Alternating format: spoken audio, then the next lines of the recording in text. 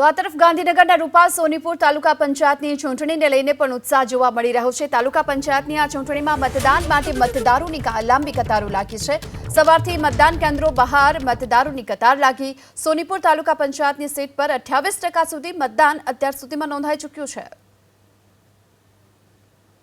રાજ્યમાં સ્થાનિક સ્વરાજની ચૂંટણીનો માહોલ જામ્યો છે ત્યારે અત્યારે અમે લોકો ગાંધીનગર તાલુકા પંચાયતની રૂપાલ સોનીપુરા તાલુકા પંચાયતમાં છે અને આપ જોઈ રહ્યા છો વહેલી સવારથી જ જે મતદારોમાં ઉત્સાહનો જે માહોલ છે તે જોવા મળી રહ્યો છે।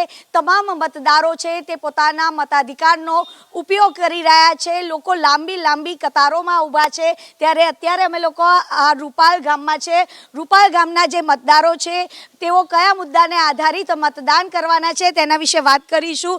દાદા, કયા મુદ્દાને આધારિત આપ મતદાન કરવાના છો? અમે ગામમાં વિકાસ અને સહપ્રેમ ભાવની અપેક્ષા રાખીને રહેવાવાળા અમારા ગામના મતદારો છે અને જે હરેક કામમાં સાથ ને સહકાર આપીને કામ કરતા હોય છે। એટલે અમારા ત્યાં બધા નેતાઓ એક જ છે અને કોઈ ભેદભાવ વગર પ્રેમથી ચૂંટણી મતદાન કરવા પબ્લિક આવે છે। કયા પ્રકારના વિકાસની અપેક્ષા છે નગરસેવક પાસેથી?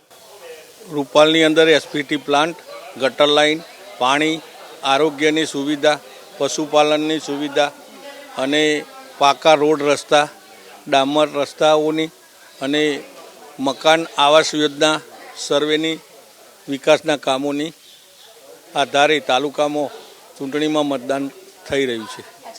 રૂપાલ સોનીપુરમાં અત્યાર સુધી 28% જેટલું મતદાન થયું છે। મહિલાઓ પણ સવારથી જ પોતાનું કામકાજ કરીને મતાધિકારનો ઉપયોગ કરવા માટે આવ્યા છે। કયા મુદ્દાને આધારિત મતદાન કરવાના છો?